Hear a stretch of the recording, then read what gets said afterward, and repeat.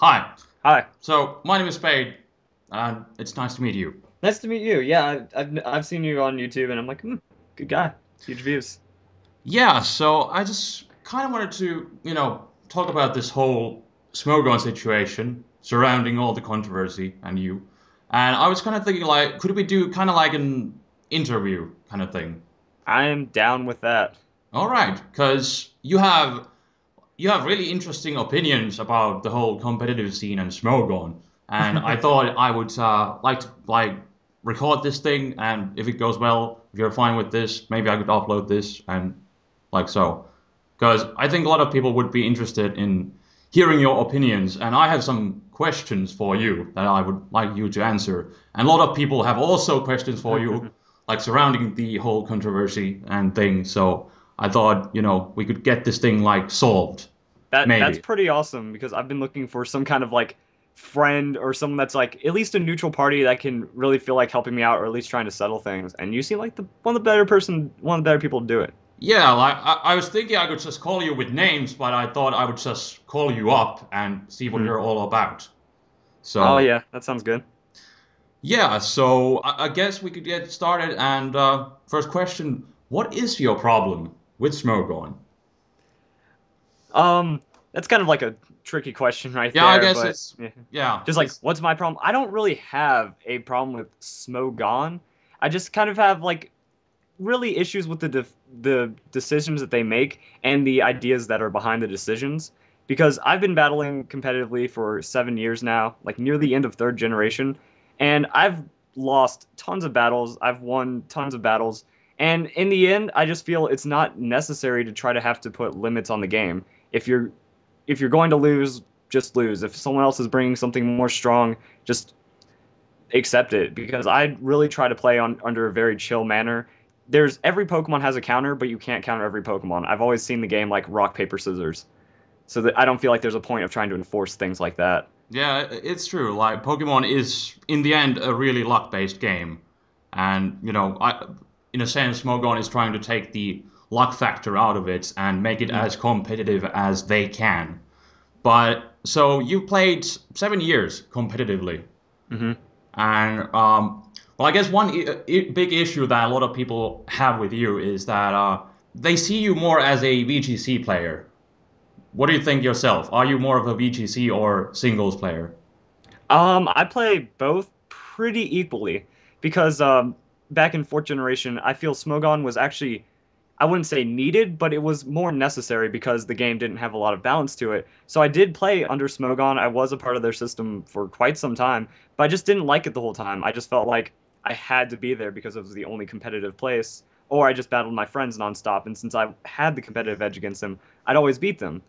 And then on top of that, I really just started doing doubles because that's where the money is. Win a Pokemon tournament, you have to be doubles. You get that flight to Japan, you get a scholarship and all that.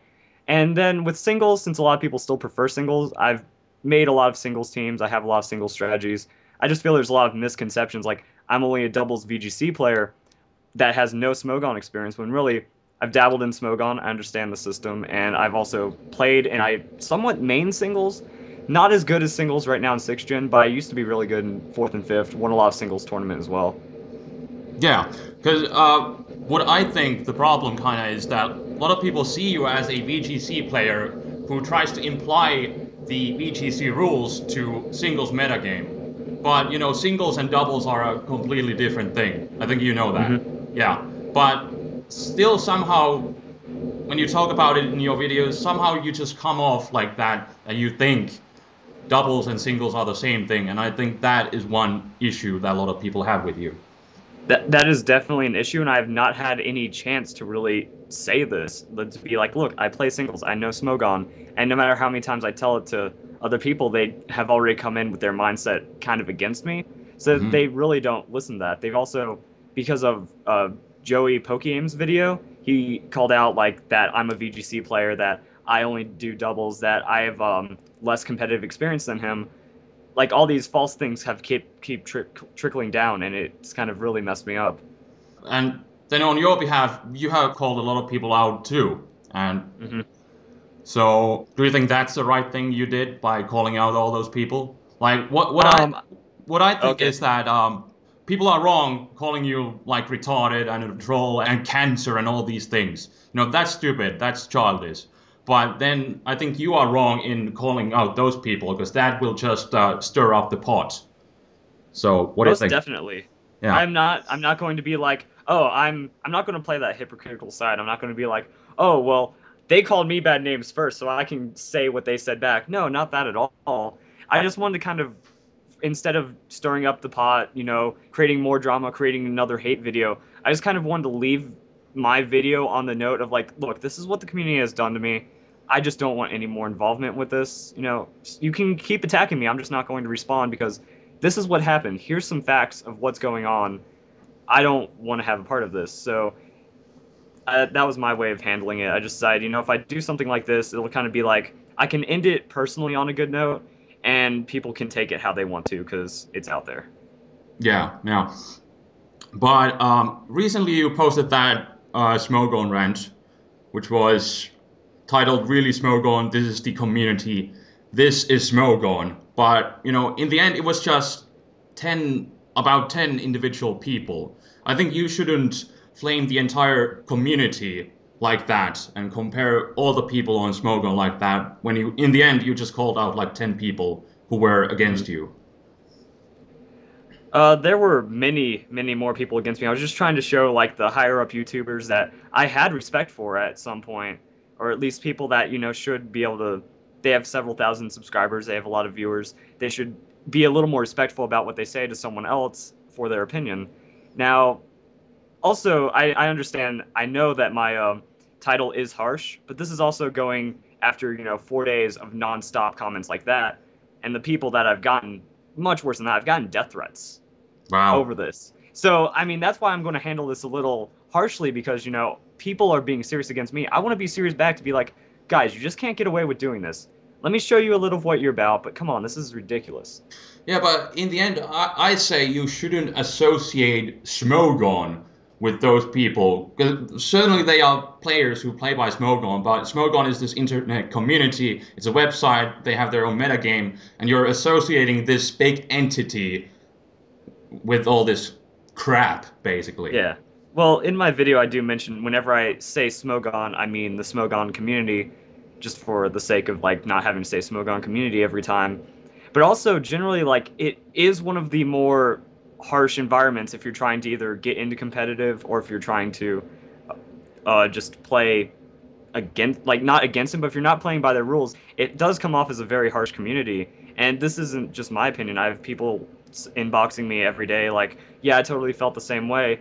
And one of the reasons why I left Smogon is just because the way they treated me for also having VGC aspects and wanting to play doubles. And it's just that I know it's not the entire community, and I know it's probably not the majority, but generally the most outspoken people are going to be the people that are more aggressive, that are more foul, and since they make themselves heard, it comes off that way, and that's how I've experienced play.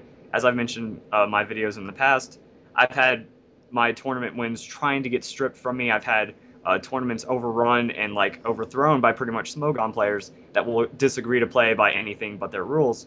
So that's just been my mentality. It's essentially grown into that just from the way the community has treated me over the Hmm. last 7 years and a lot of my fans. Every day I get another story about, oh, dude, the same thing happened to me. Some Smogon dude was yelling at a little kid because he didn't know Blaziken was banned. And, the more I hear that, I know it's not everyone in the community, but the community has kind of become that harsh light in a lot of aspects to me. So you said about people complaining about you playing at some tournaments. What kind of tournaments were those? They had their own rules, right? Yes. Yeah, It was they. pretty much, it would be a tournament like VGC based with a little bit of like tweaking to it, but I would go and bring, evasion, I would bring luck based things. People would be fine with it until I start beating them. And then they just kind of call out Smogon rules. They've yelled at the head host of the tournament, like we need to redo the tournament with these rules because this guy won by cheating, essentially.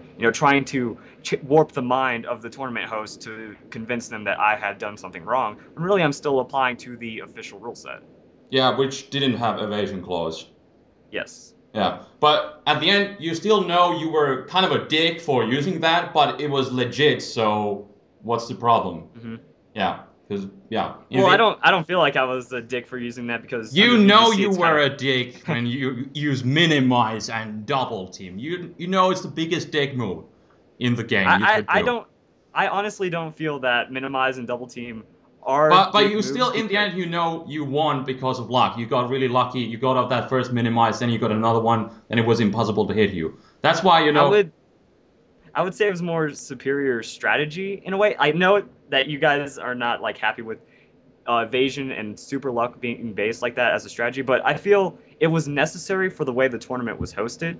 Under normal circumstances, not everyone on my team is a hellscape of evasion and sleep just because I play VGC.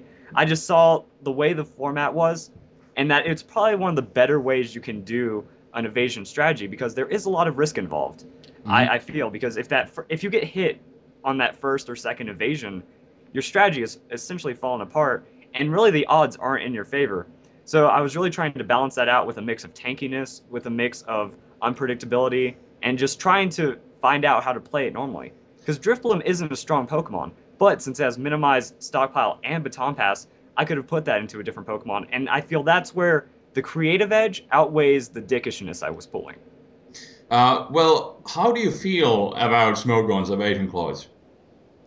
I don't agree with it because, like I said, I feel everything has a counter. Everything has its own checks and balances that make it fair. Sure, it's one of the least fair things. It's one of the least things with counterplay, but it is one of the more riskier strategies. You don't see VGC always being won by something with minimize, by something with spore, by something that has clause breakers. So I feel like, it's more situational and it's more how well can you use that idea. Because if you go to battle spot, it's not I like using it's not a hellscape of just sleep and evasion in battle spot or anything like that. It's a couple of niche players that really try to play that way. I don't do it intentionally to piss people off. I just do it because it feels best with my battle strategy and my Hmm. style. Well, the tournament that you were in, I think it was doubles, right? VGC style. Yeah. Yeah, but then when you think about using minimize in singles, it's a completely different story because there's not two Pokemon that can hit you. There's only one Pokemon, so it's so much easier to get out with that shenanigans in singles. I think that's where Yeah, but I Smogon don't is coming from with the ban, but they don't have that ban in Ubers. They used to, but they don't. I don't like I see it also being as risky in doubles because if you get focus fired down while trying to set up your evasion, they have a better chance of hitting you and they have a better chance of just eliminating you. Hmm. So in singles, it has about the same amount of risk reward to it, I feel. Hmm.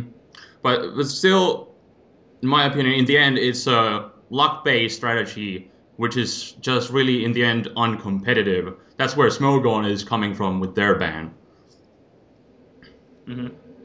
So, do you still think the evasion clause is a big deal? I feel evasion clause is a big deal. I've already talked about it in my original video. I'm just more like focusing on bans right now because I understand I'm not going to be able to get too much respect or too much like acknowledgement by saying, "Oh, we shouldn't have sleep clause, we shouldn't have evasion clause," but by at least looking at the bans and thinking my idea on what I've had with the issues with the bans, just kind of showing, okay, I'm okay with the clauses, guys, but really, why do you have to single out these Pokemon when in a lot of other formats, they're not giving anyone any problems. Well, let's move on and talk about the bans. Recently, you talked about Mega Lucario getting banned, Mhm. and that again stirred up the pot, so to speak. I actually did not want to stir the pot on that one. I was just thinking, like, you know what? I'm not going to come off as harsh as I did in my other videos. I really wanted to kind of just lay this out, and my original idea, which is this reverse power creep idea, I was like, if I can really play that out, just come off with the opinions, try to be neutral, just not really attack Smogon, then maybe people might hear me out. And yet, it was the video that caused the most controversy. Yeah, I think the issue. I watched a few of your videos where you talk about these bans, and I think the problem is that you don't bring out the points that Smogon makes about banning these Pokemon. Smogon bans these Pokemon for reasons, but I haven't seen you talk about a single reason behind the ban. You just talk that you're against it, but you don't mention the details. That's how That's I see it. because the with my really chill kind of battle idea, personal opinion is I don't see the reasoning behind it. I understand there is reasoning. I understand there's a lot of Smogon uh, based like actions that are taken for a ban to come into place, and that it's really well thought out. But when it boils down to me, in my experience, I just look at it and go, I feel there's problems coming out because after you start banning as many things as are being banned, then it's pretty much getting to the point where the next in line has to be banned because there's nothing else to really have an issue with it. But when Smogo make these bans and you talk about them, shouldn't you bring out the points that they make and then counter them? I didn't really like think of it that actively because I wanted to get my idea out there with the reverse power creep that I've been talking about. As Mhm. for the ideas behind them, I just with all the competitive experience I have, I guess it just kind of slipped because I'm like, oh, mentally, every time I've seen this, I've always had some kind of preparation in whether it's a thought process or an actual Pokemon. So I feel that like since a lot of other people are talking about the Pokemon being banned, I could just talk about the way that it's I just don't agree with it. Now the reasons why I don't just agree with it are just because I feel I guess I'm an old school battler and or I'm an old school Pokemon fan in that I feel every Pokemon has its strengths, no legendaries. You shouldn't like have to cast out a Pokemon because it's too strong. When I feel there's reasonable ways around it. Well, I think this exact thing, this is the problem that a lot of competitive, especially Smogon people have with you, because you come off so casual. You don't talk about the reasons. You're just against it, but you're not talking about the real facts. You don't lay anything down to the table. And I think that's the problem that a lot of people have with you. I could see that. Because they want to hear the facts and you don't say anything about it. Do you want to talk about Mega Lucario? Sure, because the reason why I haven't experienced much problem with Mega Lucario is because I haven't seen him much. I play Battle Spot singles, I play Battle Spot doubles, I play 6v6 with fans and whatnot. And generally, because I don't have Smogon rules, I see a Gengar, Blaziken, or Kanga instead. So that's why pretty much most of my reasoning behind Lucario being banned is it's mostly a ban because no one else is picking Kanga, Gengar, or Blaziken. Therefore, like he really is only shining now because there's no other real threat. And I understand that the reason why Lucario was banned is mostly because of his unpredictable safely, because you have to lose the Pokemon before you can figure out what's going on, unless you can outright stop him the second he hits the field. Yeah, the Smogon's main reasoning is that Mega Lucario really, in the end, it doesn't have a single solid counter in the OU tier. Nothing can switch into that thing safely. That is the big problem. And then Mega Lucario also fixes the biggest issue that the normal Lucario has, and that's the thing with speed. It was base 90, which is respectable, but now it has base 112 speed, which allows it to outspeed things like Latios, Gengar, Terrakion, Infernape, Keldeo, Garchomp, which it couldn't do in the past. And with I've also always had like the mindset that by losing an item on a mega Pokemon, you can get more benefit from a choice item, you can get more benefit from a life orb in certain situations. So it really just balances out the stats and improves the ability in trading for, more speed, more power spike in certain situations. So that's why I also feel like these mega bans are not looking at the other item options that could be used that could be as strong or can be countered by just having a straight up item against it. Yeah, sure. That's the thing that Game Freak made with the Mega Evolutions. They knew they would be broken, so to balance them out, you actually cannot have any kind of other item on them, which makes Hmm. sense. But still, in the end, Mega Lucario with adaptability, that thing hits like a truck, a lot harder than a regular Lucario. Certainly, its non-stab moves aren't as strong as the regular Life Orb Lucarios, but still, it absolutely murders everything with that stab CC with adaptability. And that right there is a huge issue, as nothing can safely switch into it. It's not healthy for the metagame, as it destroys everything. Well, I understand all that, and that's when I just kind of go back to there were the if other Pokemon weren't banned, then we would see a mix of all the super overpowered Pokemon, and you would be able to figure out to handle this like can just this tripping condensed, like this really condensed pocket of really strong Pokemon instead of just having, this one gets banned, now there's the next strong Pokemon coming up. This one gets banned, now there's the next strong Pokemon coming up. Because I don't remember seeing or having Lucario be this much of a problem to create an unhealthy metagame when Mega Kangaskhan and Mega Gengar were around. So it just feels like it wasn't needed, except for now it is the strongest thing and it is one of the biggest threats. Also, one of my main battle philosophies is I don't like having to switch. I feel that with the Smogon term for counter, in that you can switch in safely and then handle it, I've never really worked on that kind of philosophy. I've always tried to keep an edge in the game, even if I've been switched in or if my opponent sets me up against me. I still like to try to be ready for a situation or any situation. Sure, it does create a lot of risky play, but I feel that by doing that, I don't have to worry about, if I'm going to lose a Pokemon, but I'm going to have an answer for it. I'm fine with losing that Pokemon because I can take out his MVP is kind of my idea. Yeah, but then your opponent can just switch out and then bring back Lucario later on and again destroy everything on your team until you bring out that Pokemon again. Then your opponent switches out, then later on kills something again. So that's a problem. I guess it is the way I do value switching because by switching that hard, like, if I bring in something that can take out Mega Lucario and they switch into something, I feel that the risk of switching is worth it because I'm getting free damage. I'm going to be able to turn an edge somewhere that can help balance out when Lucario comes back onto the field. Yeah, is this your like VGC mentality again speaking? It's just my battle mentality I've had from the beginning because it was pretty much me and one other friend that was getting me into competitive play. We were the ones researching. We were only the only ones into this because this was years ago. No one really wanted to play Pokemon competitively, at least in my friend group.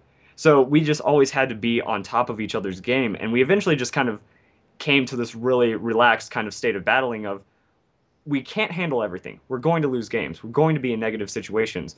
Might as well accept it, but might as well create a team that's either working against what is popular or just be ready for everything, but not strong against anything specific. And it does just kind of create this mentality of I don't understand the logic here. Why are you switching out every 5 seconds? Why are you doing double, triple switches when really I feel like I'm gaining an edge as you're trying to create an edge? Yeah, but switching is really a big part of competitive play. Like, I don't really know where you're coming from with this, because switching, It's just the way I've always battled, I don't try to switch often. I do switch, but I don't see it as like, oh, this guy switches in to a Pokemon that's really strong against me, switch out to a Pokemon that's strong against it to switch. I could either switch a couple steps ahead and try to start growing an edge, or I could just kind of stay in, get some chip damage, bring in a Pokemon, and then now I've regained my edge. Because I mean, you can't really switch into a Mega Lucario. He's very frail unless the opponent is setting up, which means you have to get a knockout for them to bring in a Pokemon that if you switch, you're getting knocked out, or if you stay in, you're getting knocked out, where you can switch to gain an advantage. I just feel that it's kind of a fair trade for just bringing a stronger Pokemon. yeah, but like, what I'm saying is that with Mega Lucario, you really can't switch anything safely into it. And then if you, after sacking a Pokemon, you bring out a Pokemon, then your opponent switches out, and then it's a rinse and repeat, and you just end up getting destroyed by it. And like I said, that's the whole big issue with the Mega Lucario. And with the whole switching thing, like personally for me, it's like a natural thing. If you have a fire type against the water type, it's a natural thing for me to like switch out and send out a grass type or something. And for a lot of other people too, that's a natural thing. I guess it's also just because most of my team revolves around like stat boosting, really working on defensive, bulky, kind of tanky play. So generally, even if something super effective comes out, if I'm setting up or if I'm already set up, it doesn't pose a threat to me. So I have just this mentality of, you know what, tough it out and try to really like keep an edge because if they switch and you're prepared for being in, a super effective situation or a negative situation, you've gained an edge from their switching. and I just wouldn't like to have the same thing happen to me. And I guess it also does go back to like VGC doubles play, because in double battles you don't switch Yeah, out. You there's no kind of much just switching. Yeah. yeah. Mm. So it's kind of I just take that into singles, and I do just fine with that mentality as well. So I haven't really understood like okay, sure you switch in, and if you switch like a Ferrothorn into a physical Pokemon, yeah, that was a great switch because you're not going to take any damage that makes the switch not worth it, and you are getting a good situation up. But my team isn't really built for that. I'm just kind of built handle things, maintain the edge. If they switch, capitalize on it as much as possible. And if they switch into a Pokemon like Mega Lucario, Mega Kangaskhan, it gets 1-2 KOs on me. That's just the game. There's broken Pokemon all the time. They take less time to set up, but if you get a good Cloyster with Shell Smash that has a sash, he can go 2-3 KOs if he isn't really handled. So I Mhm. feel just the course of the game, sometimes you win, sometimes you lose. Yeah, but this is something that a lot of people see kind of as a casual mentality. I would understand that completely, and I take this into competitive play and still do well. I have this casual mentality just because I feel that you can't win every game. You might as well just accept the game for what it is and just be happy with your team. Try to make it as strong as possible to handle as many things as possible. And really, I go into every battle not expecting to win. I kind of have enough respect and consideration for my opponent to give him like he knows what he's doing. I'm confident in my team for sure, but I have a little more confident that he's going to have more confidence in his team. Just something like that. So by playing like that, I try to be very balanced overall. I try to not get too involved into like a highly competitive state, and I still do very well even if I'm at a top table or even if I'm, finals match. I'm really trying to keep the idea of I could really lose this. My team has its flaws. Hopefully he doesn't bring my flaws. Other than that, I'm ready for this. Yeah, but for a lot of people, competitive Pokemon is a completely different story. And you know how complex the competitive scene of. There's so much math involved with all this. It's unbelievable. Well, going back to the whole Mega Lucario and banning Pokemon in general, we kind of left off on the Mega Lucario thing. So, All right. do you see where Smogon is still coming off with their bans? Like Mega Lucario, nothing can switch into it safely. It can be a physical or a special attacker. You have really no way of knowing. You're in every common situation. You're pretty much guaranteed to lose a Pokemon for it, which is in general not fair in the singles metagame.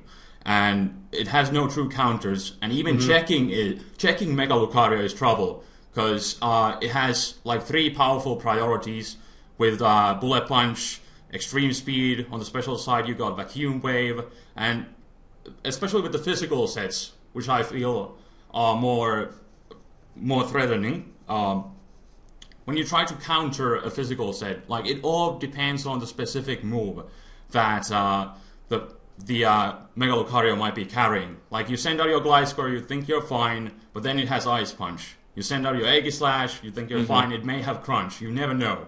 And these are the big issues with it. And that's why it's really an uncounterable Pokemon, and it's not healthy for the metagame. So how do you feel about that?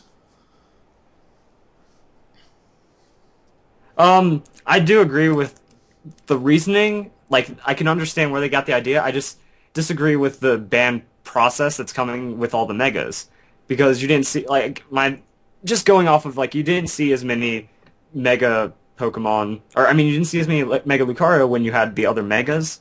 So I feel like it's just kind of trickling down to where now I feel Mega Mawile and Mega Charizard are going to be an incredible threat.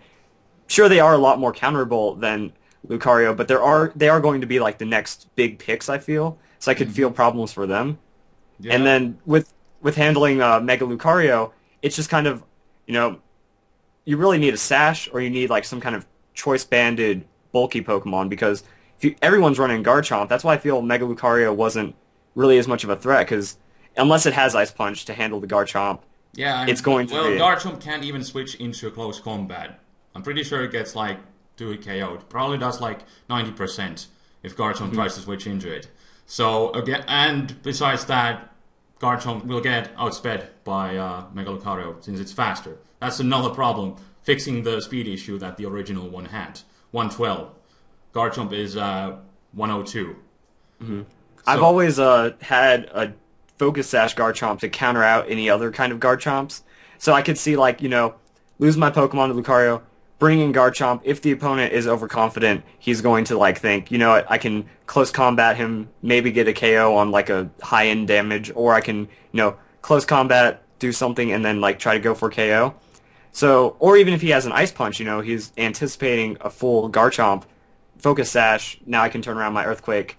And if he's switching, unless he switches into something that predicts the Earthquake really well, I got free huge amounts of damage because Garchomp is a beast. yeah, but in general, that's really not a viable strategy in a metagame where Stealth Rocks is everywhere. So that's another Indeed. issue. And indeed, like if you try to switch into it, you will still live with Focus Sash, but then it will just pick you up with like Bullet Punch, even if you're like scarfed. So Yeah, the priority does make him a little tricky. yeah. Well, if you battle one of those, more casual people who still have an EV trained team, you bring out a Mega Kangaskhan and just easily destroy your team. Do you think there's no issue there? Um, it depends because a lot of times a lot of people are generally my fans kind of have my same battle aspect and they agree with me. They're like, okay, he messed up two Pokemon, but then I brought out X and I was really able to win. Because if you're thinking about it from the casual aspect, we don't mind running a Sableye, we don't mind running a Cofagrigus just naturally. We don't mind having these natural counters that competitive players they have to search for. They don't want to have to use a lower tier Pokemon or less used Pokemon, when really we're already running that Pokemon, so we don't have those kinds of problems to begin with. So everything seems unnecessary. Yeah, but if we talk about Mega Kangaskhan, don't you think it's an issue when there's like over 700 Pokemon now, and there's only like two, Cofagrigus and Sableye, which could be, in some respective, considered counters to Mega Kangaskhan. Don't you think it's an issue that there's like, out of all those Pokemon, there's only like two things that can somewhat deal with Mega Kangaskhan? I feel there's a lot of other Pokemon. Those are just the main two I've heard. It's just kind of one of those things that don't let Mega Kangaskhan set up. Don't let Mega Lucario set up. Don't let any Pokemon set up, and you're going to be fine. Because generally, if Kanga gets a +4 in a couple turns or +6, he can just kind of hide behind Sucker Punch. Sure, it's frustrating. I'll take the loss. I don't mind that they brought it. But in the same regard, I've already had a Pokemon out, ready to deal with Mega Kangaskhan, and it goes down without being too much of a threat. Yeah, but especially with Mega Kangaskhan, it basically with the parental bond ability, its base attack comes off to like 213 virtually, if you count in the parental bond. Don't you think that is a bit too broken for a standard metagame? Especially when it has the power-up punch. Weak fighting type move with the inbuilt Swords Dance to it. Yeah, I'll agree, it's ridiculous, but I've handled it, and I lose to it, beat it. It doesn't matter to me. It's not the sole reason I've lost games, but it can be the sole reason why I've won games because that's their MVP. That's Pokemon they're kind of riding on. I bring something that wasn't expected, I take it out. If you have one Mega Slot, I find it's fair to have such ridiculous amounts of damage. It's kind of like you get your free Legendary, but if you're kind of really banking on that Pokemon for its massive stats and it fails you, then your Legendary or your free Legendary Mega will now have an advantage. So I just kind of chill again. Yeah, but still, like, compared to all the other Mega Pokemon, Mega Kangaskhan, like, it's the most broken one. Like, there's nothing safe from switching into it. The problem with Mega Kangaskhan is that, first off, it's really difficult to counter. You cannot send out any kind of wall, because after +2, stab return murders everything. And then even if you try to check it, it has that double Sucker Punch. So I've found good counters in Slurpuff because the Slurpuff? fairy. Yes, but it's not a counter. It's a check. I can switch in on a Slurpuff, set up a Cotton Guard, and then get a Wish Protect combo, and I'm able to be able to not take damage from him. But you switch into a power-up punch, get outsped, and destroyed by a return. That's not a counter. Yeah, but that's if the opponent wants to play that way. Because Yeah. if he decides to try to keep statting up, in enough confidence of taking out Slurpuff and lets it set up, In theory, yes, it's not a pure counter, but it does handle a lot of Mega Kings pretty well. Yeah, but the problem is that you can send down Mega Kangaskhan against anything. You just go for one power-up punch or two with the Parental Bond, and then nothing on your team is able to deal with it. That's a big problem. There's lots of ways to check it, or that's the problem. There isn't even ways to check it as it has the Sucker Punch. It has the Great Natural Bulk too, so as it's only weak to fighting, it's really difficult to take out besides anything that's a fighting type that really cannot safely switch into it. So only those things are checks too, and that's a big issue. I feel that Mega Mawile is essentially the same way. But it's not as fast. It needs to rely on Sucker Punch, but it also kind of has like that same setup to it, to where, you know, it's one of those things that happens. I have a lot of checks. Like, I feel there's a lot more checks than people give credit for, because, okay, Slurpuff could be a very good check, then I would see a lot of Will-O-Wisp, you know. It feels like right now, status is pretty heavy in the meta, so you could see, you know, someone gets off a Will-O-Wisp on a missed Sucker Punch prediction. A lot of Mega Kanga's power goes away. Sure, you had to lose that initial Pokemon, but if you can check it really well, I feel it's worth for losing your Mega Pokemon. Yeah, but Smogon has this mentality that because this Pokemon doesn't have any true counters, or only Sableye out of, 700 there's Pokemon in total, that's a big issue. And because even checking it is a big issue. It's not a healthy Pokemon for the standard meta game by any means.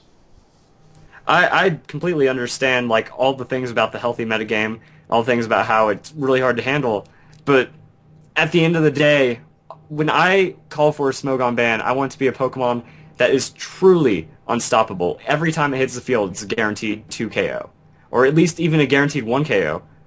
If we can get a Pokemon like that, I'd be alright with banning it, because that's definitely an unhealthy Pokemon, but in the end, you know, there's still games where Kanga ruins people. There's still games where Kanga gets ruined just from having a better positioning on your side. Yeah, but isn't Mega Kangaskhan exactly this kind of Pokemon? 213 attack, basically, in a nutshell. With the inbuilt Sword Stance, with the power-up punch. Mm-hmm. Nothing can safely deal with it. It's a really broken Pokemon.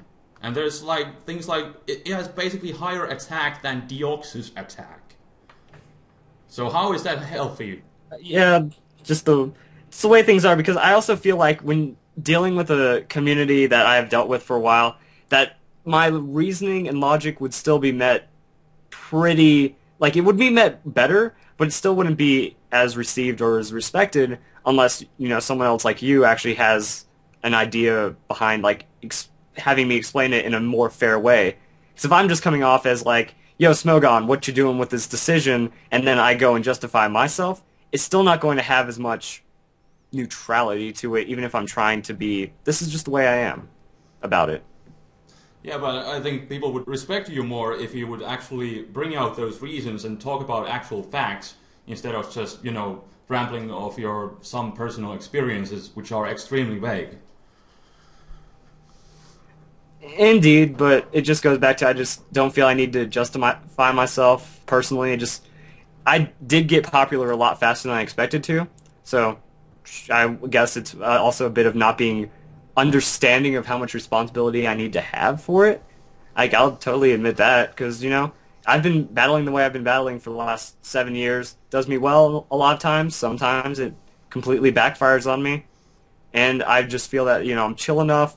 I have enough respect for the game and my opponent to where I'm going to lose. If it's because they brought an overpowered Pokemon, good for them. They got to win on me. If it's at a tournament, I might just be a little more hardcore in the mindset to really try to get a way around this. Mm-hmm.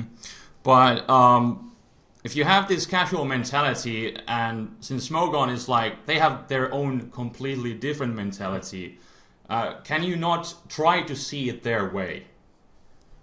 It's just because I've already been a part of the system. I've already had, like, disagreements with the decisions and stuff. It makes it harder to see it that way, because it's also like, if you're in your own kind of mentality, because I don't see a lot of people like mine, but I'm beating a lot of people in that other Smogon mentality. It's kind of, it's hard to explain, just because I could see I see the process, I understand how it goes, but personally it doesn't affect or bother me, so I just see it's completely unnecessary. And that's just my opinion. Have you ever tried laddering on Showdown? Laddering. Yeah. This was like when I was a part of Smogon. This was back 4th gen. I didn't really. There wasn't really that much of a ladder system. I was really, didn't have a lot of internet access. But with Pokemon Now, I haven't really had a lot of time to ladder and Showdown as well because I've been working on my YouTube channel, been busy. But I guess there isn't an excuse for me to not say, okay, I should have climbed to the top and have a say in things.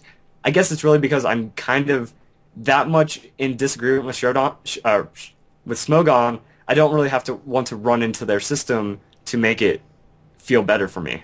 But if your playing style and mentality works and you can beat everybody up, you could just ladder up and make your voice heard, because that's how suspect testing works. Smogon feels some Pokemon is broken, they suspect it, they set up a suspect ladder. If you get enough points there, you do well enough, you earn the right to vote. I just feel like in a lot of situations, my vote might not make a difference for the amount of effort involved. And that, again, since it's Smogon, I don't want to have to run their system to get something in return. Because I don't agree with it in the beginning, so I don't feel like I need to have to try to do something to the system to get respect in it. Well, since you have this completely different mentality and you're not interested in playing Smogon, why do you, bash down Smogon so much? And you talk about their decisions, that they're bad and everything. It's just an outsider's opinion. From my experience with Smogon and some of the negativity it's brought me, I'd just like to see, guys, just look at this idea. Sure, it might come off as a bash because it is a pretty interesting and disagreeing opinion, but in the end, it's like, not many people don't play Smogon, it feels, Smogon is definitely the majority. Would you agree? Yeah, definitely, because there aren't really any other good options for a balanced singles metagame. Mm-hmm. So what I feel is like, what, I can give an outsider's opinion and maybe just see if there's any fair criticisms behind it. Now, unfortunately, I'm one of the only people that's ever really spoken out against Smogon decisions that's had any publicity or popularity. Mm-hmm. So it has made it kind of oh, this is the first guy that's just totally bashing us and he's getting popular off of it. It's kind of what it feels like people are coming off as. So I'm just trying to be double check your decisions. I don't feel that this thing is as incredibly overpowered as you guys feel it is. I just feel that over time Smogon has kind of gotten into this mentality that if it's unhealthy for the metagame, immediately try to remove it or try to remedy it. And I just feel that sometimes the conclusions jump a little too fast. Sometimes the big picture gets ignored because Mega Lucario wasn't a problem before all these other Megas were getting banned. And that maybe by having all these problems, it kind of balances out the threats amongst themselves. Yeah, but that's pretty much what the Ubers metagame is for. Or in the end, Ubers is just a ban list, which has over the years turned into a metagame. Because Smogon knows, there's gonna be a lot of people who want to use these arguably broken Pokemon. So what do? They have the Ubers metagame where you can use everything that is broken.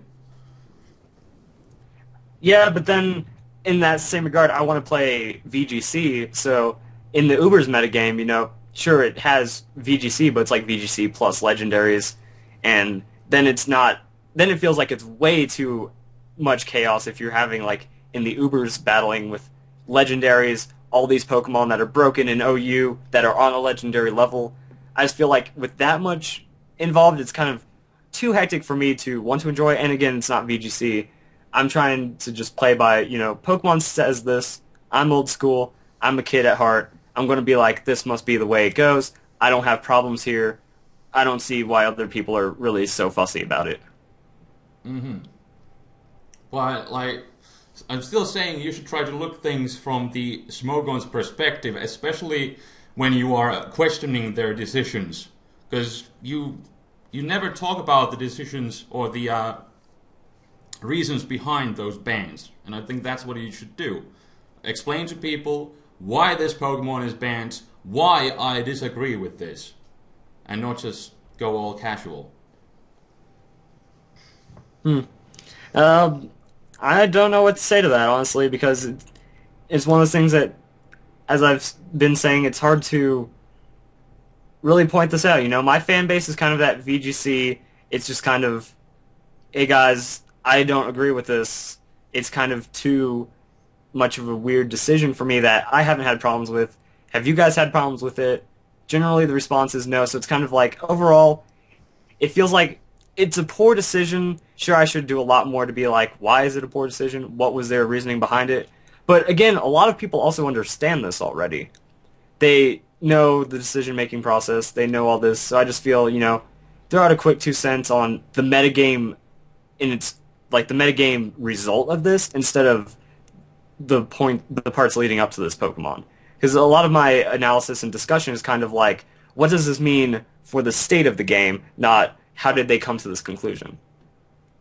Mm-hmm. But as you have a large casual audience, a lot of them don't understand where where Smogon is coming from. And the thing is, a lot of people think that you make Smogon seem like some sort of evil cult. As you bash them down, you bash down their decisions, and then you don't even care to mention where they are coming from. It's not really fair for Smogon, as you don't present their opinions. You just say that they did this ban, and I disagree with it. I could see that, but I would say that my fan base isn't mostly casual. I try to promote competitive VGC play. I try to promote competitive ideas that are just a bit different. You know, my videos, sure, they're not how to run Garchomp, how to run all, like, the super overused Pokemon. I'm trying to just show creative ways of handling the competitive game. And, sure, you can take a casual mentality in competitive game and still be a competitive player. I totally believe with that. So that's why I just feel that Pokemon should be more, like, the Pokemon VGC should have a bit more respect compared, like, in being in comparison to Smogon, because with Smogon being the majority, it feels like a lot of the aspects of Pokemon have been kind of ignored, and their balanced decisions have been overlooked as well. But Smogon players don't really acknowledge the Pokemon rules and what's behind it as well. So it's kind of a way of balancing it out, I guess. It is unfair, but I feel that Pokemon VGC rules have also been treated a bit unfair by Smogon, in that overall not a lot of people understand VGC fully. There is a singles format for VGC. It's there. It's in the rule set. It's pretty much use as many singles Pokemon 1v1 battle style as you want under these same rules, under these same bans. But Smogon brings versatility to the metagame by actually having tiers.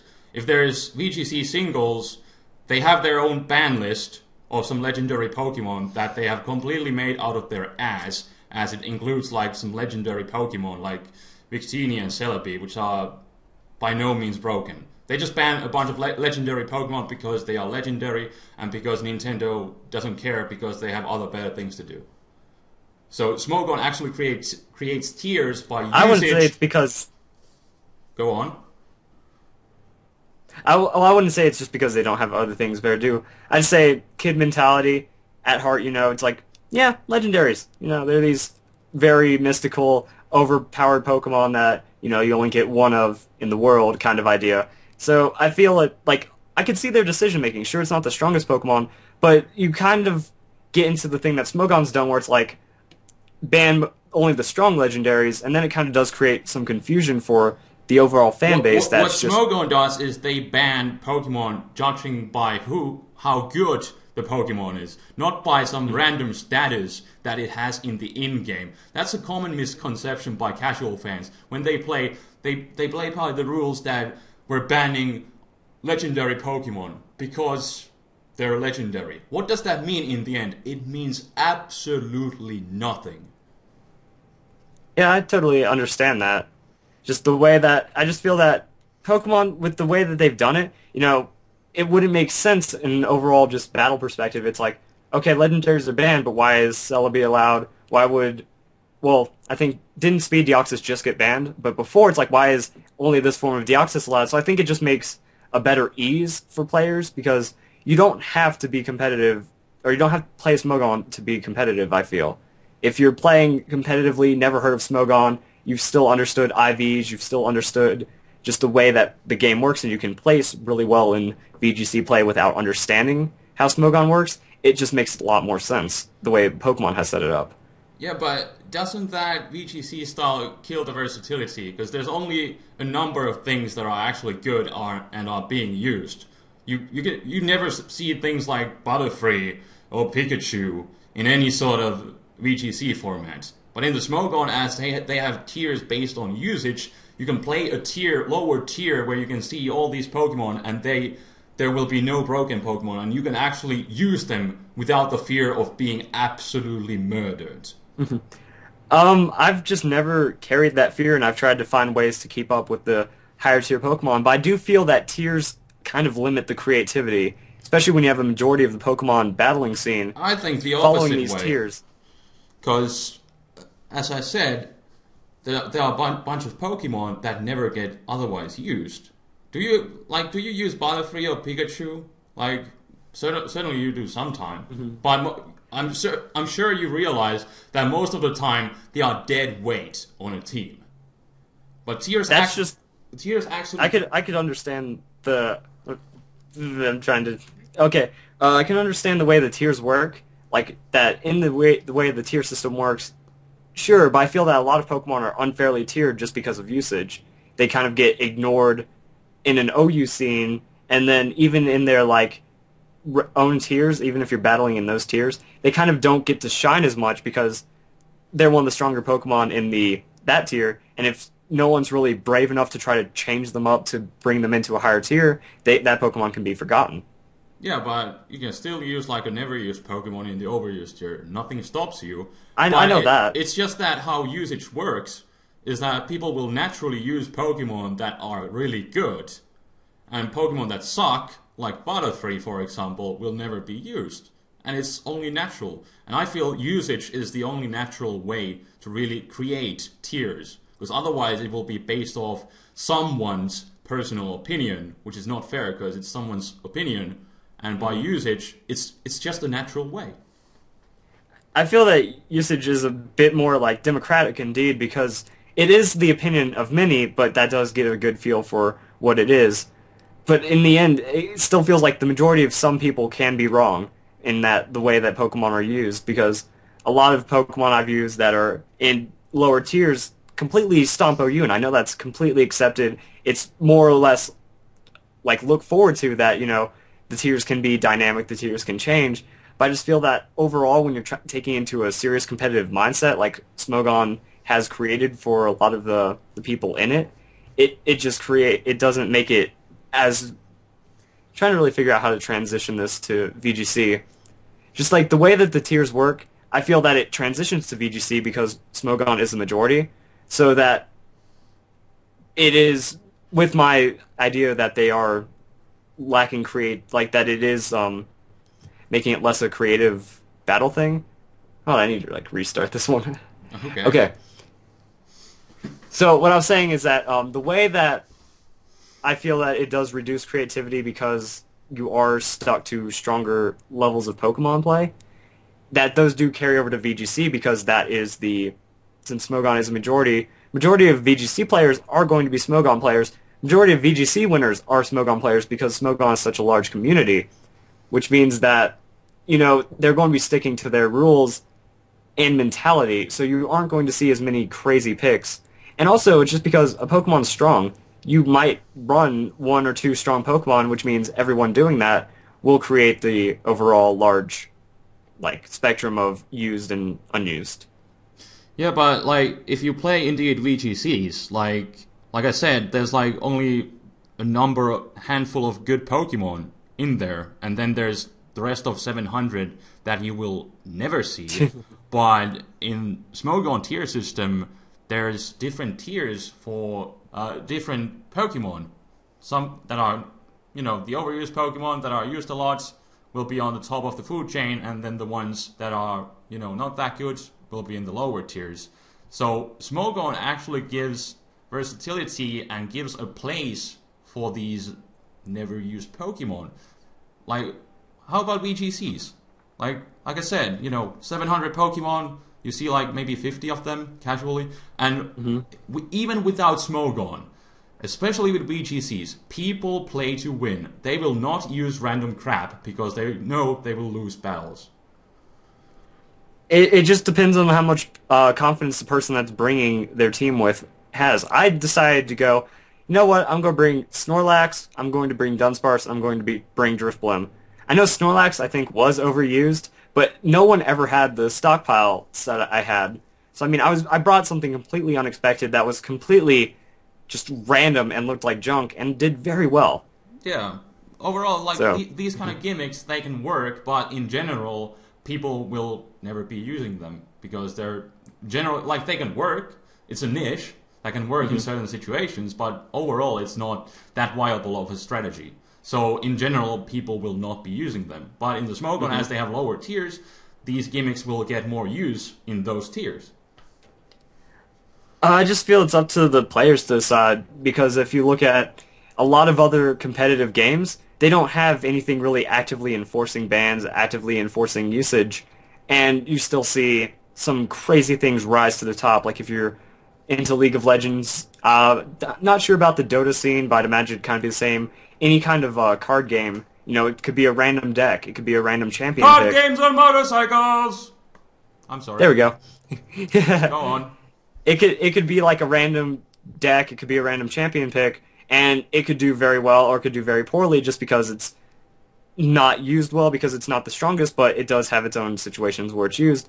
And I feel that's up to the player, and I feel it is about like how the metagame is flowing. If you want to tech in and have like some kind of little special Pokemon on a team of already strong Pokemon, that's up to you. You can use that to win. Yeah, but you can do that on Smogon tiers. But then besides that, they have a place for those Pokemon that just simply aren't good in general play. Yeah, so do you think there is a problem with that kind of tier system? It allows you to use lower tier Pokemon if you want, but as they are simply not that good overall, they still have a place where they can actually shine.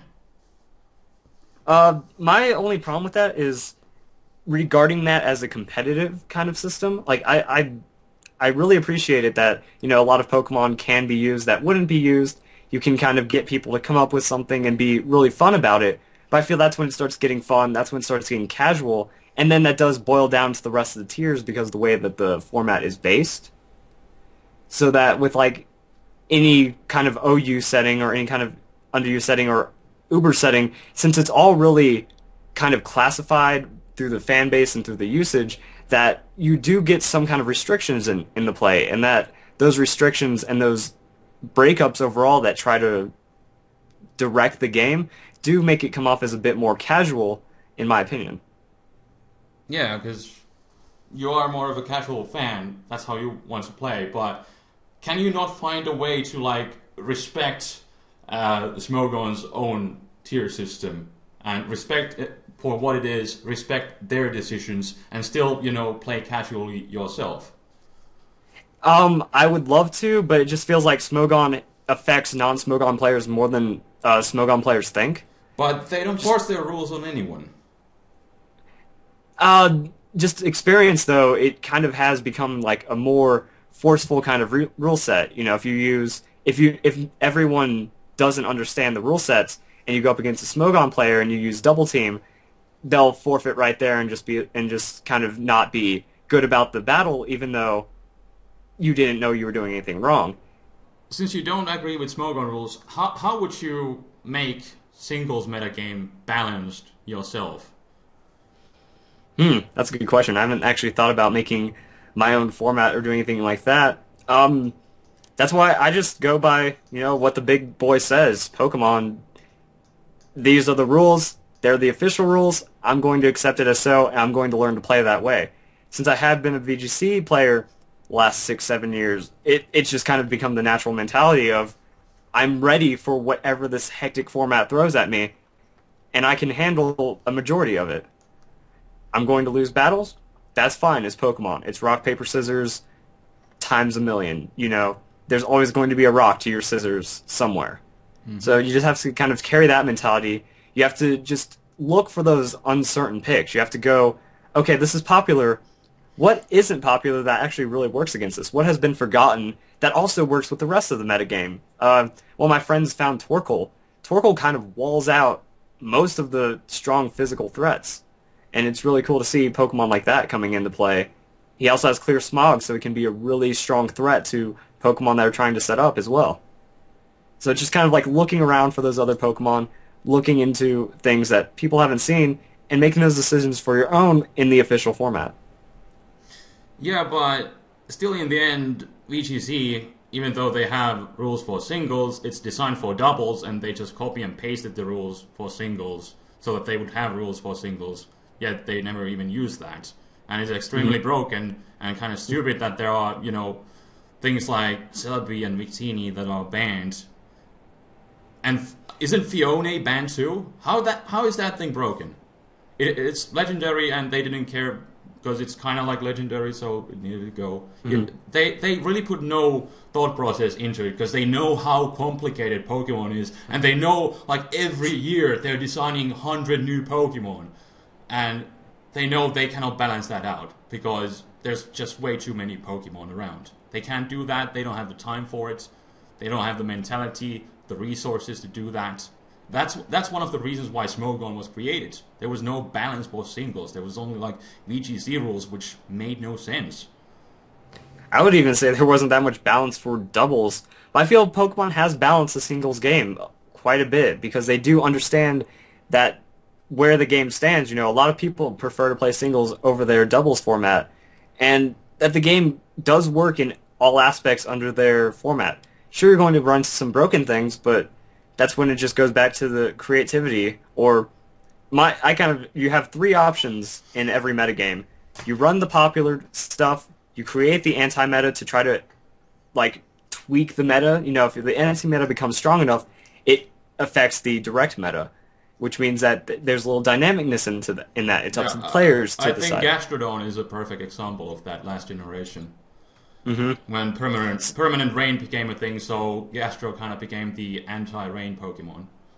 Oh yeah, he's awesome. I love Stockpile. He has Stockpile. Yeah. I'm friends with him. Kind of idea. But in that same mentality, or you have to run the meta differently. Create that tech, create that super crazy pick that just kind of, handles a lot more of the meta inside of the meta. So I just feel that, sure, the way the meta is, no metagame is completely optimized. Smogon has to change decisions to adapt with what's going on. Pokemon, they don't actively patch, so it does make it a bit harder for them. But no metagame is going to be in a perfect state ever, I feel. Yeah. So I feel that just the way that the initial balance was in the game, it should be a bit more respected for singles and doubles and just adapted to.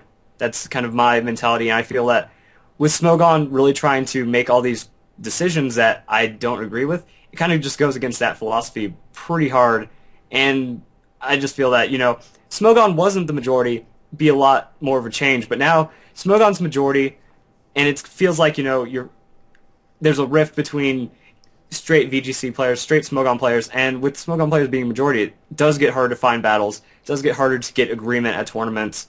Rules are always half improvised at a lot of places due to certain sets, and it's just one of those things that balance is somewhere there, and I feel that it should be more respected on the official side. Old school Pokemon fan. Well, I feel for doubles, I think those VGC rules work because doubles is more of a hectic meta game. It's all about prediction. Is he gonna go for Fake Out? I should go for Protect. And before it was which one is he attacking? Yeah, is he attacking to the left or the right? Should I protect? In doubles metagame, something like Blaziken isn't as broken as it is in singles, as it's not going to be able to get that free opportunity to set up as easily as you need to worry about two Pokemon. And even if you get off a free Sword Stance, then you still have to decide which of the Pokemon are you going to attack on the next turn, because your obvious main moves that you're going to be using with something like Blaziken are High Jump Kick and Flare Blitz. You can only kill one Pokemon with that.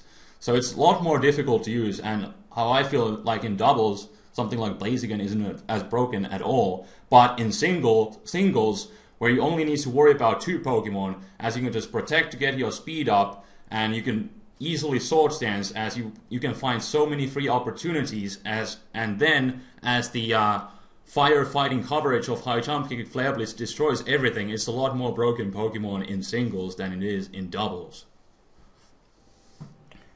I'll agree with that, but then that's going to choose your broken Pokemon and try to figure out, do you want to run all broken Pokemon and have weaknesses throughout that, or do you want to, like, you know, dedicate to supporting this broken Pokemon? Do you want to really balance it out? I feel like with the singles team building, a lot of these issues are remedied in theory by just kind of looking at the overall spectrum of what you can bring to the table and what you can expect other people to bring. But how would you, for example, now deal with Blaziken in singles? It comes in, goes for a sword stance, and then there's... what do you have to stop it? It has the speed boost, nothing can outspeed it, it has the power to destroy everything. Yeah, it has great coverage and all that. Yeah. Oh man, I haven't seen Blaziken in a while. Like I just don't think reactively to a posed situation like that, which I guess is also my problem, because it's like, Blaziken, what do? When really, in the way that my battle is set up in the game, I can actually figure out ways around it, just because of the way my team has been set up. I feel it's also just the way my team has been built from the start. You know, a bit more bulky, a bit more conservative, a bit more like statusy control, but not being an outright sweep. Therefore, I can kind of gain advantages in ways like that. Because my Klefki is an offensive Klefki. I'm not sure about the outright stats of it, but Prankster Iron Defense, it will negate the super effective hit from that monstrous hit, which means I can get a free defense boost, or at least paralyze him, and then get knocked out and go into a Pokemon. He's weakened. That's your MVP. I'm ready to deal with your MVP now. Yeah, but again, that's like only one way of checking it. There needs to be like true counters, and that's the problem in the singles metagame. And again, I just feel that it's the nature of singles, though. It's a lot harder to counter things because it's also easier to not get stopped. Yeah, and like that's the whole Smogon mentality. You know, there are so many broken Pokemon in singles, and there are not enough counters for them, and that again creates that unhealthy metagame where you need to start bringing some random specific things just to stop Blaziken, and that makes it an over-centralizing Pokemon, not healthy for the metagame, and not fun for anyone. See, I've never really seen that as not healthy for the metagame. I just see that as a way to explore your options to figure out better strategies, because, okay, you bring in a Pokemon to handle Blaziken, it could also be a Pokemon that handles another Pokemon or 2 Pokemon that are being really used, and then depending on how much play that Pokemon gets, kind of like Gastrodon, the way he changed the way people play the metagame, it effectively covers the same thing. People are not going to be as confident as running Mega Blaziken, Mega Gengar, Mega Kanga, Mega all those Pokemon, and then it really makes it to where, okay, the people that are running the counters are going to be set against that, but they're going to have a harder time against other metagame kind of like high-tier Pokemon, unless they actually think another way outside the box to really adapt in more ways than just one. That's why I feel like with my team, I just try to make it ready for everything. But that's how Smogon looks at things. They try to see if there's a way, if we talk about Blaziken again, they look if there's any kind of way to stop it, and then they find out that there's only like out of 700 Pokemon again, or there's like 2 Pokemon. Maybe this thing is way too overpowered and over-centralizing, and we should ban it because it centralizes the metagame. And, you know, again with Blaziken, there were really no counters for it. And that's why that thing got the ban hammer in the Smogon meta. Yeah. I just feel that with the way that the bans work, it's kind of like it tries to theorize, you know, clean slate, one-on-one in all of its like matchups, but really Pokemon doesn't play that way. Okay, this is Mega Blaziken, he has no counters, what do? But when you get into the actual Pokemon battles, you find like ways to handle him just naturally, that as you either change your team to handle these kinds of problems, or he just doesn't give you a problem to begin with. But what if you don't find a solution to the problem? What then? Oh, that's why I go back to my Pokemon that's guaranteed a KO, that's guaranteed more than one KO, that is truly unstoppable, I'll call for a ban. Yeah, but in Blaziken's case, this would be the case. There's no really true counters for it in the singles meta. It's faster than anything. It has the power to destroy everything. The dual stab is way too powerful. There's not a good number of Pokemon that could stop it. That's just the, like, in theory, one-on-one counter aspect. But really, you get to situations where Blaziken does go down without knocking out Pokemon, without having too much of an impact. Yeah, but if you if you do like damage calculations, it will destroy everything with +2 high jump kick and flare blitz. So there isn't anything that anyone can really do to it. So, but then a lot of people Talonflame with his Gale Wings, that priority really takes him out.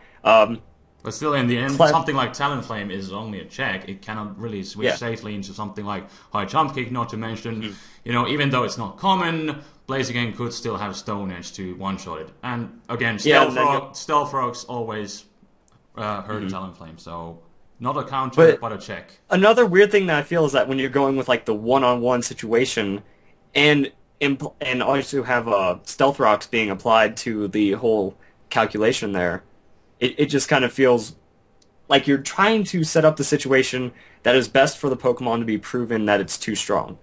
Because in something like that, any Pokemon Focus Sash can be a great check to a strong thing like that. Sash Talonflame. Sure, it's not picked a lot. Switch in, take the hit. You go priority Brave Bird, you trade.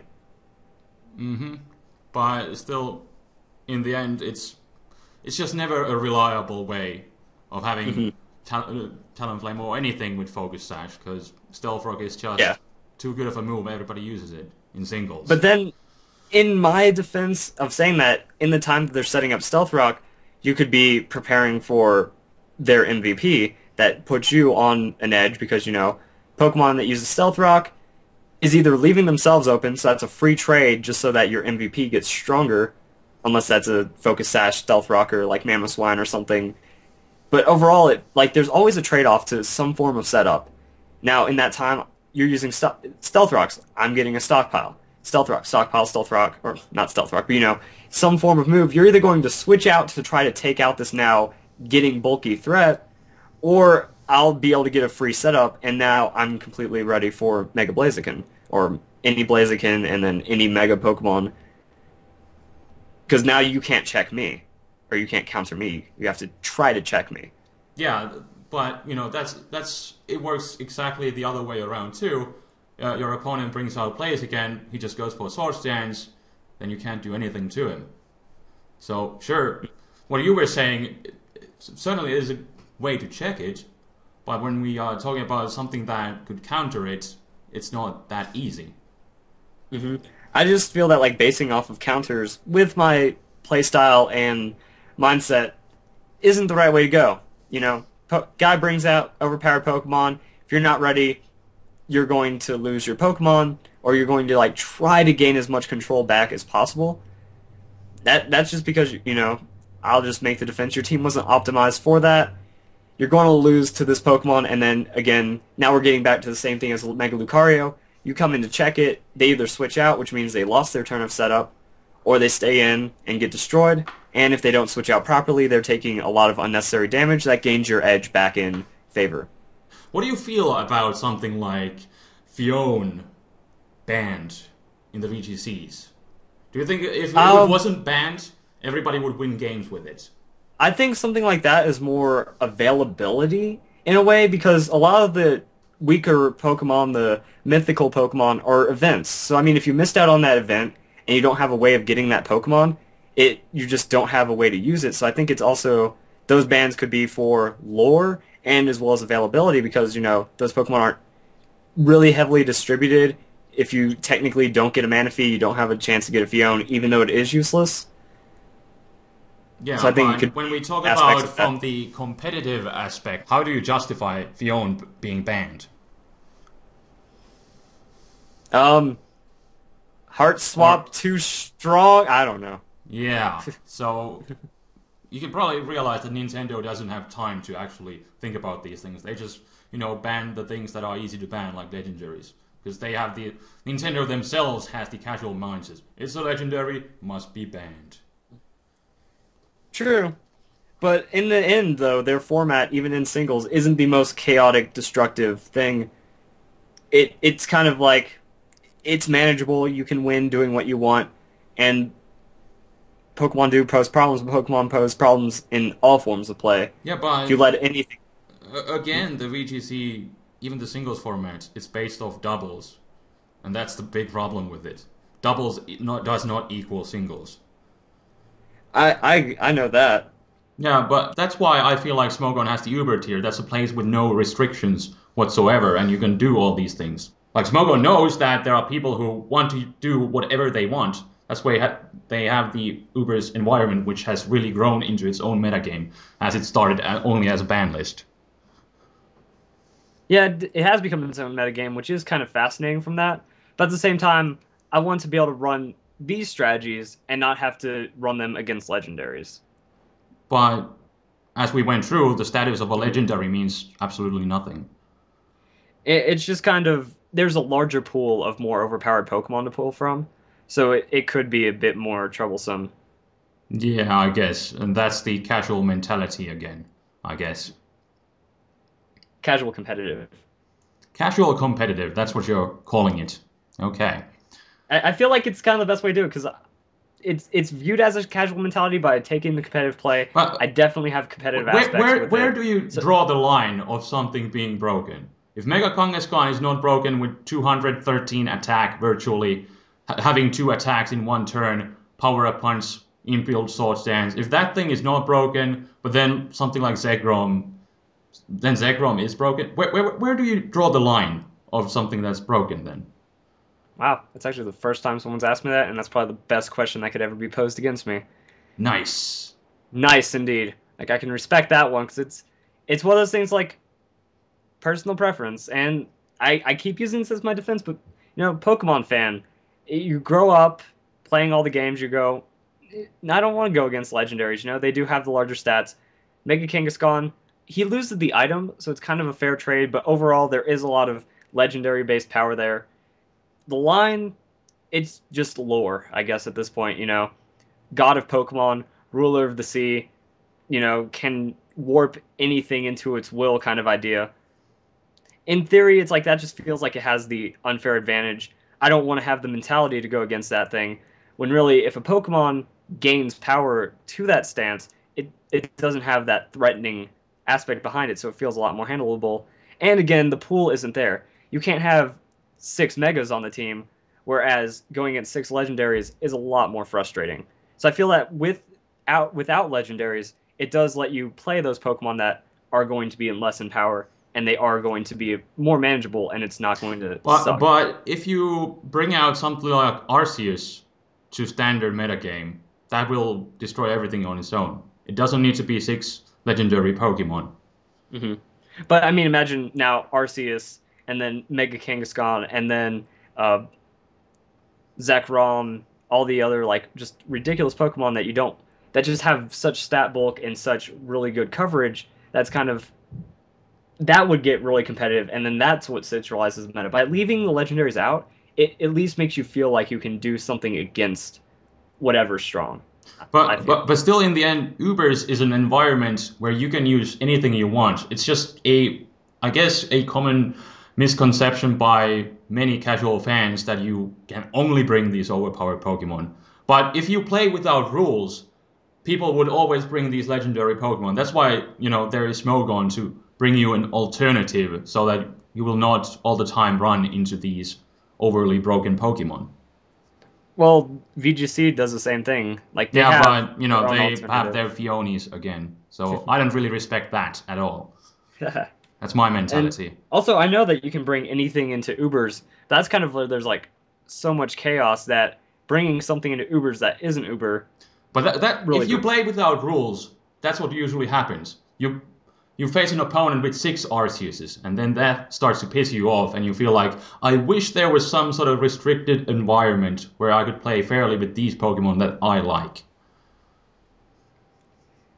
And you can get that in VGC. But Like, okay, sure, you're a bit. you're a little salty about the Fione, but again, you're not going to have to deal with the legendaries. There's still going to be threats, but there's not a mass amount of threats. But I want to bring up Pikachu and Butterfree and Floatzel, and every time they get destroyed, what do I do? All right, you can play in Smogon's rule set. Just Yay! just try. I just like it. Kind of ticks me off that they're really competitive about it, though. You know that the rule set, the way the tiers are broken up, it just makes it. It feels a lot more than like it's just like that's where you can get your casual fix right there, is if you want to battle between tiered Pokemon. But in the overall spectrum, it makes it a bit more brutal for trying to just like develop a gameplay, develop your competitive play. But can you not respect that Smogon tries to, bring out this versatility for Pokemon that never get otherwise used? I respect it, but I feel that over time it's just kind of gotten out of hand overall. That's why it's like I would be okay with Smogon if they weren't as enforcive, if they weren't as overall, didn't have so much clutter to make their game balanced. It's a good idea because it's a resource. It's a good resource. But as a battling competitive style where it's the majority, it feels it's not as well maintained as it should be for that. Great, it's a resource. You can get a lot of fun battles there. You can get a lot of like casual inter non OU stuff going on. But overall, like I said, when you take it into its whole, it feels like it has too much to really to where it's really comfortable with that being the majority. Okay. Well, I think we are now done. We, We've talked for the last 2 hours. God, oh God, so much talk, and we never even agreed or anything or came to a decisive conclusion. But it was definitely an interesting talk. it was. And it's also just like, I feel bad for you because you have to edit all this crap. Oh God, yeah, because my internet was dying and everything. Oh Mhm. boy. But it was definitely nice hearing your side of the story on this. It was nice having like someone that is being respectful come to me and asking for this instead of attacking me first, being like, yo, screw you, but answer my questions or you're even more retarded than I thought kind of idea. Because that's a lot of the Yeah. response I'm getting. I don't feel like I can make a safe public statement that no, if I say one thing against it, it's going to be met with like immediate, no, you're dumb. And Yeah. I felt Yeah. that like, you are a very respectable battler. You have a good following. This might be the safest route. Yeah. People can take this one how they want. People can judge if I've gained anything from this, if I'm just being ignorant. That's up to them, but at least I feel it was handled well. Yeah. I still don't agree with you with a lot of stuff, but it was just interesting to get to know you and how your mentality works. And I think a lot of the time you should bring out your mentality to people so that they would understand where you are Mm-hmm. coming from. I feel that like my fans know my mentality because I show that in my strategy guides. But Uh, if you're just a random hater strolling by, seeing someone say, "Yo, this guy's attacking us," and you're coming in like negatively, you kind of don't value any. Like I said, a lot of misconceptions have really blown this out of proportion, and it didn't come as a second nature. Like, oh, this might piss people off. I need to show myself again and make sure everything about me is known. It just doesn't feel like something that should be necessary when I don't think it's going to cause problems. all right. Well, I respect your opinions, despite I still don't agree with them. But I thank you so much for joining to this random talk show interview kind of thing. Yeah, I've had like a respect for the Smogon idea, but just the application to me has just always been a bit off, just with my mindset and with my play style. But at least you very respectful about it. It was a really good thing overall. I feel a bit different. I feel a bit different about things, not as high on a pedestal because a couple of my arguments you got me with Fiona, and you got me with that last question. Oh, Still strong in the VGC way. Still not the in agreement with Smogon, but it's like it shouldn't be as bad as it is. And yeah, yeah, yeah. But I think in the end, you should I think you should just keep on playing with your own rules, and then mhm. leave Smogon rules to what they are, because you are allowed to play by your own rules. Everybody's allowed to play by the rules. that they want to. It's just that, it's internet, people get confused easily. What's official, what isn't. Yeah, it starts becoming a bit exclusive, and that's like I'm just trying to bring that to light, and people don't like me. Yeah. Yeah, All right. internet. Well, internet is a lovely place. Well, I think I will end this interview now and go edit it and rip my hair out. And Yep, it should be good times. And oh god, good times. Good. yeah, All right, that's good.